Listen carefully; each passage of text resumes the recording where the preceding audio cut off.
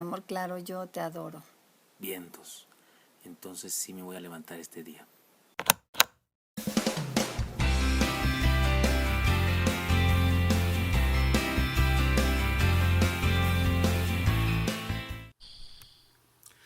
Dios los bendiga, soy el pastor Gilberto Gutiérrez de la Iglesia Bautista Ore de México DF. Me da mucho gusto saludarles en este lunes 25 de julio de 2016. Somos bienaventurados. ¿Recuerdan? Estamos estudiando nuestra identidad saludable. Somos bienaventurados. Y en las 7 bienaventuranzas del Apocalipsis estamos basando estos devocionales de estos días. De acuerdo con la Biblia, la historia es lineal, es decir, habrá un final. Se trata de un proceso, un plan dirigido por Dios. Aunque los seres humanos participamos ejerciendo nuestra capacidad de decisión, no podemos de ninguna manera impedir que los designios de Dios se cumplan. Podemos rechazar u oponernos a los planes de Dios y experimentar condenación, pero también podemos unirnos a los planes de Dios y experimentar bendición. En el libro del Apocalipsis, el Señor imparte aliento a los cristianos perseguidos, haciéndoles saber que independientemente de su sufrimiento y muerte, ya tienen la victoria. Cuando Pablo habló de los eventos finales de la historia, dijo algo similar a la bienaventuranza que estudiaremos hoy. Dijo así: porque vosotros sabéis perfectamente que el día del Señor vendrá, así como ladrón en la noche. Primera Tesalonicenses 5:2. La idea principal es sencilla. Un día Dios sorprenderá a los malos con una derrota contundente contra el mal, y los discípulos de Cristo experimentaremos vida eterna, victoria, triunfo. He aquí la enseñanza entonces, la bienaventuranza de la santidad. Nuestra identidad de bienaventurados se basa en nuestra esperanza de eternidad. La tercera bienaventuranza, y disculpen, el día de ayer cometí un error porque dije que era la segunda bienaventuranza, pero luego decía la tercera y bueno, me confundí. Pero aquí está, la tercera bienaventuranza dice: he aquí, yo vengo como ladrón, bienaventurado el que vela y guarda sus ropas para que no ande desnudo y vean su vergüenza. Esto está en Apocalipsis 16:15. Esta bienaventuranza se enmarca en el juicio de Dios sobre la humanidad pervertida por el anticristo, el falso profeta y la bestia. No estamos estudiando todo el Apocalipsis, todos los textos, todos los pasajes, solamente las bienaventuranzas, 7 bienaventuranzas muy interesantes que se dicen en el Apocalipsis. Pero si usted lee el libro completo, encontrará que la humanidad es pervertida por el anticristo, el falso profeta y la bestia. Independientemente de las interpretaciones que tengamos respecto a estos personajes, la bienaventuranza tiene que ver con la bendición de ser santo en medio de la corrupción. Ahora bien, en aquella época la santidad principalmente tenía que ver con confesar a Cristo aún ante las amenazas de muerte. Fueron muchos los que murieron por no querer jurar lealtad al César. Les podían obligar a hincarse, podían obligarles a levantar la mano, pero no podían obligarles a rendir o jurar lealtad a César. Les decían que dijeran: César es Señor, y los cristianos verdaderos decían: Cristo es el Señor. Y al instante fueron asesinados muchos de ellos. Pero también hubo quienes prefirieron salvar su vida, jurando lealtad a César y renegando del nombre de Cristo. Cuando la persecución terminó, estos últimos quisieron regresar a la iglesia y experimentaron vergüenza. Otros sucumbieron ante la inmoralidad del mundo grecorromano y no fueron capaces de dar testimonio de una vida santa.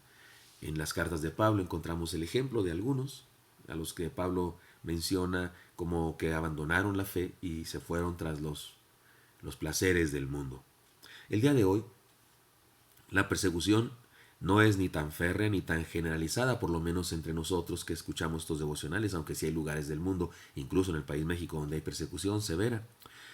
Pero la persecución que vivimos en una ciudad como la nuestra, o en nuestro caso, es igual de dañina y se manifiesta de diferentes formas.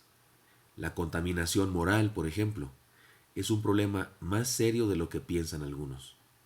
Desgraciadamente hay demasiada gente, incluso cristianos, manifestando una ingenua tolerancia a la maldad del momento.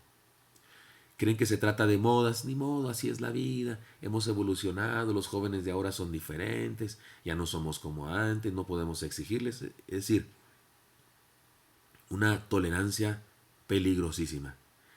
Dicen que se trata de una nueva forma de ver la vida y permiten que las ideas pervertidas inunden sus vidas y las de sus hijos. En esta bienaventuranza se pronuncia una bendición para aquellos que velan y guardan. Así dice la bienaventuranza, velan y guardan. Esto tiene que ver con sabiduría práctica. Tiene que ver con estar pendientes de la verdad y con practicar las cosas correctas. Se trata de la vivencia real de la vida cristiana. Y es una vida cristiana en contraposición con la actitud ecléctica de aquellos que todo lo reciben sin darse cuenta que en ocasiones reciben muerte. Porque hay gente que desgraciadamente tiene una especie de embudo en el cerebro para recibir todo lo que venga.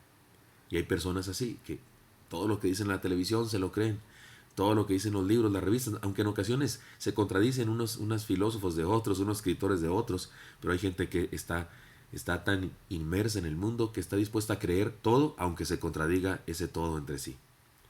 La exhortación de esta bienaventuranza puede resumirse con las siguientes ideas. Número 1.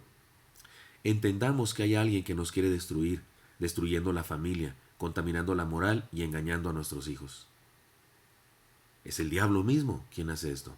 2. Seamos conscientes del poder que está detrás de los contravalores del mundo. Insisto, el diablo, el infierno mismo. 3. Seamos sabios y vistámonos de luz. No caigamos en la trampa de la filosofía de la tolerancia al mal. Deberíamos aplicar cero tolerancia a la perversión, a la maldad. Número 4. Atrevámonos a vivir una vida diferente al mundo, siguiendo los valores de la palabra de Dios. Hemos hablado en estos devocionales de muchos valores de la palabra de Dios, así es que no es el momento este devocional para enunciarlos todos ellos, pero usted y yo leemos en la palabra del Señor valores, principios de conducta correctos. Atrevámonos a vivir de esa manera diferente al mundo, siguiendo los valores de la palabra de Dios. 5. Comprobemos que vivir la voluntad de Dios es lo mejor, trae paz, esperanza y vida eterna. Número 6. Honremos a Dios mientras vivimos en el mundo y no seamos de los que serán avergonzados en la eternidad. Porque aquí la cosa es grave. La historia tiene un final y habrá un juicio. Honremos a Dios viviendo lo que es su voluntad. Y número 7. Llenemos nuestra vida de la esperanza de su regreso. Él hará justicia. Como ladrón, dice el Apocalipsis, vendrá el Señor. Es decir, sorprenderá a algunos. No a los que le estemos esperando, pero sí a algunos. Pero no a los que estemos velando, porque dice que velemos, ¿no es cierto? Entonces a nosotros no nos sorprenderá si estamos atentos, cuidando, velando. Llenemos nuestra vida de la esperanza de su regreso. Él hará justicia. Es decir, en resumen, vivamos nuestra identidad de bienaventurados, honrando a Dios, viviendo en santidad. Hay personas que creen que vivir en santidad es aburrido. Es la única manera de ser feliz, vivir conforme a la voluntad de Dios. Hay algunos que piensan que Dios nos ordena cosas o nos da mandamientos porque quiere aburrirnos o fastidiarnos. No, todo lo que Dios nos pide que hagamos es lo que en realidad nuestro ser desea hacer. Y todo lo que Dios nos pide que no hagamos es en realidad lo que nos hace daño, lo que nos destruye. Por eso, insisto, ya hablaremos en otro devocional de estas cosas más específicamente, pero por hoy quedémonos con esta idea. Vivamos nuestra identidad de bienaventurados, honrando a Dios, viviendo en santidad.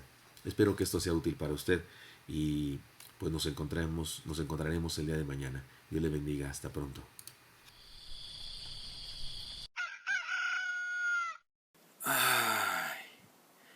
Mi vida. ¿Tú crees que hay alguien en el cielo que nos escucha cuando oramos? Sí, mi amor, Dios, nuestro Padre, Dios Todopoderoso que está en el cielo cuidándonos, nos ama. ¿Y tú crees que